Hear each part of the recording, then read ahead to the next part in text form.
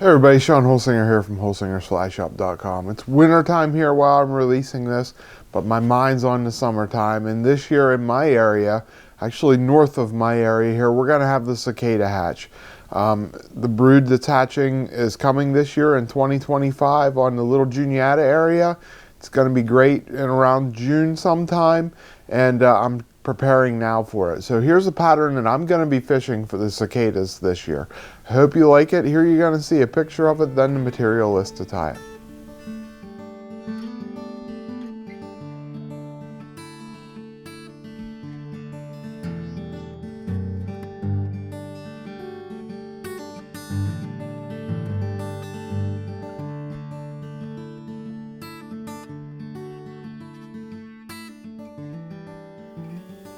Okay, here you see the foam cicada in the vise. Very cool pattern, floats really well. I think you'll like it. Let's get into tying it because it's going to take a little bit. For a hook, I'm using a Fooling Mills Tactical Big Bug hook. This is the FM 5155 hook. Size 10, I'm tying this size 10s and size 8s. Gonna start out with some orange 140 denier thread. You can use black here if you have. Black would work just fine too. I don't have any on me right now. I have to run over to the shop and get some. Next we're going to tie on some foam. This is 2mm craft foam, and it's about 1/8 of an inch thick. And what I'm going to do is I'm going to start it on there just about halfway up the hook, maybe a little bit more than halfway. And I'm just going to wrap that down on one side of the hook, and I'm going to wrap it the whole way back to the bend. And then I'm going to come in and I'm going to wrap it tighter to squeeze it down, make it as thin as I can on the hook there. That's going to make our body on here, and then on our body we want to make it a ribbed, 2 different colored. So I'm going to take a piece of orange craft foam and I'm going to cut this again is 2 mil. I'm going to cut it the same width as the thickness, so about 2 mil or about 1/8 of an inch. And then I'm going to start that on the side too. And I don't have to start it the whole way up there. I don't want to build up too much body. So as I actually pull this a little bit tighter and thin it down as I wrap it down. Now, I'm going to wrap our thread back up here behind the eye. And then we're going to bring our craft foam and I'm going to start wrapping it forward. Wrap the black up first. Be careful you don't hit the tip of the point of your hook there with this craft foam, or it will cut it. Just wrap it up, nice overlapping wraps to give it a taper as you see there. And as we come up here, I want to taper that out until it thins down to like nothing. Oops. Pulled on that a little hard there. I'll have to reset that. But I'm going to wrap that down, get it down where I want it. And then pull this off or cut it off, either one. You can pull it because it's real easy to work with. Okay. Take that, taper it down nice, make a nice taper. So you want like a round cigar shape kind of look there. Now we're going to take our orange. I'm going to pull slightly on this to thin it down a little bit as I wrap it forward. And I want to get about 4 wraps out of this, wrapping it forward. Making a nice side by side just to get that segmented look to it with the orange. And again, pull that off and tighten this down to make a nice taper. Next thing we're going to do while I have that orange still on here, I'm going to add some dumbbell eyes. I'm going to use some bead chains. This is orange, fluorescent orange bead chain. Just going to tie that up there on that foam, a little bit up. About an eye length back from the eye of the hook, so you can see there I got a little room between the eye and these bead chains. Just make some side by side or figure 8 wraps here. Get that wrap down nice, and then I'm going to tie this orange off and I'm going to switch to black. Like I said, you could have started with black thread. I just don't have any. I have some 140 I have some Semperfli Nano Silk, which I'm going to switch to. And all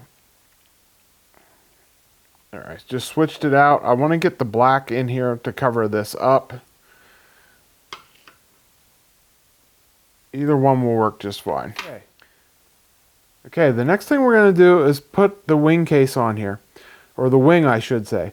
And for that, I'm going to take a piece of foam, I'm going to cut it out kind of like the shape of an old World War II bomb, the kind they dropped out of the plane. Oval with the skinny inside here. That skinny part is going to lay down over top of those bead chains and get tied down. I want the oval part to be the wing on this, so I want it, when I lay it down on top, I want it to go just past the bend of the hook, just like you see there. So I'm going to lay this down on top. Oh, I cut these all out by hand. I don't have a cutter for it. I just eye it up. You cut a couple of them, you figure it out, and then you just cut a whole bunch of them, because I tie a whole bunch at one time. So you see there, I'm going to tie it down behind the eyes, and then I'm going to hop up in front of the eyes and tie it down in front of the eyes. Okay, now, so I got it tied down with the foam going in between the eyes, and then I'm just going to take and figure 8 and tie that foam down nice and tight and thin it out in there. In front and behind. I want it thinned because I got to add a whole bunch more materials to it here. So there you see how I thinned it down, and I still have this tag. This is going to pull back over and become our wing case here in a minute. But the next thing we're going to do is we're going to put some legs on this. For legs, I'm using some barred round rubber medium orange legs. And I'm just going to tie one on each side. And first I'm going to start out behind, I'm going to start out behind the eye. And then I'm going to come up and I'm going to make a couple wraps in front of the eye. So I want to tie it down on each side of the eye, as you see there. Now I'm going to take the other one and do the same thing. So just lay it in there, tie it down behind the eye, put it where I want it, get it locked into place, switch it up in front, and do these loosely, and then you can pull them around to where you want. There you can see I got them crisscrossed just like I want them there. That's great. And now we're going to start putting the wing on. For the wing, I'm going to use some crystal flash. This is UV orange crystal flash. I got about 20 strands of it there. It's kind of wet just to hold it all together. I'm going to lay this down. I want it to be the same length as my foam wing here. So I'm just going to lay it with the pointing out over the back there, over that foam wing, to get my length down. Make a couple wraps behind the eye. Again, jump in front of the eye. Tie it down in front of the eye. Do a couple figure 8s just to tie it into place, and then we're going to pull this back. Trim that one off. Pull it back over and tie it down behind the eye again. Okay, now I'm going to trim these all to the same length. I have one short one there, straggler, so just trim him off. Okay, there's my underwing on this, as you see. Now I'm going to come in with my overwing, and for my overwing, I'm using some spinning deer hair. This is brown spinning deer hair. I'm just going to cut a little chunk of that off, put it in my hair stacker, stack all them tips up, and I want about a half a pencil width. You see it's not real big, but it's enough to give me a little bit of a wing there. Going to lay this on top of that crystal flash. And I'm going to make a couple loose wraps here behind the eye. Tighten them down a little bit as I go. And then I'm going to pop up in front of the eye and wrap it down there too. And try not to wrap your legs up. Move them around too much. Make a couple of wraps in front and a couple behind. Get it where you want. And then we're going to cut these butt sections off. So pull them up. Trim them off. And try not to cut your thread there. If you do, you might have a mess. Okay, once we get that trimmed off, again, figure 8 these all into place to secure them nice and good. And then we're going to take our foam and we're just going to pull our foam right back over the top. And I cut these perfectly to length here, it looks like. And right behind that eye, I'm just going to wrap that down and make a wing case. So stay right in that trough there, and you can see there I'm going to make a nice little wing case. What I might do is just knock the edges off of these and round the corners off just a hair. I like that a little better. Now I'm going to put a cider on this. For a cider, I'm going to use some ultra dry yarn from Fooling Mills. This is the fluorescent chartreuse. Put that right up on top. pull that down into that crease, fold it back over, and then we're going to finish this fly off. To do that, I'm going to use a little bit of Solar Res Bone Dry. Put that in that crease, lock that cider in place there so that it goes backwards where I want it. A little bit of Bone Dry will knock that right in where I want it. And then I'm going to cut that off just past that wing case. And then I'm going to flip this over. I'm not even going to whip finish this. I'm just going to cover it with my Bone Dry. So just put some Bone Dry in there, cover up all my wraps and my legs there. Lock everything into place, hit it with my light. Trim off my tag end and I'm done. So trim off my thread and we're all done. The only thing we have left to do is just check on the length of the legs. The front ones here are just a hair longer than I want. So trim them down.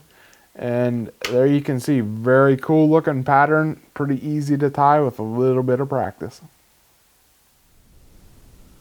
Okay guys, very cool, very realistic looking pattern. I love the color scheme on it, and it's actually kind of easy to tie, especially once you tie a whole bunch of them.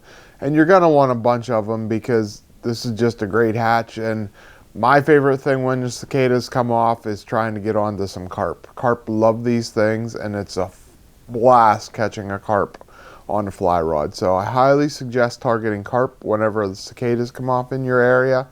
But like I said, they're going to be coming off sometime in June here in my area. If you're interested in booking a guide trip with me, get a hold of me because it's going to fill up fast whenever it comes into season. It was right around the middle of June last time they come off a couple years ago in the brood south of me.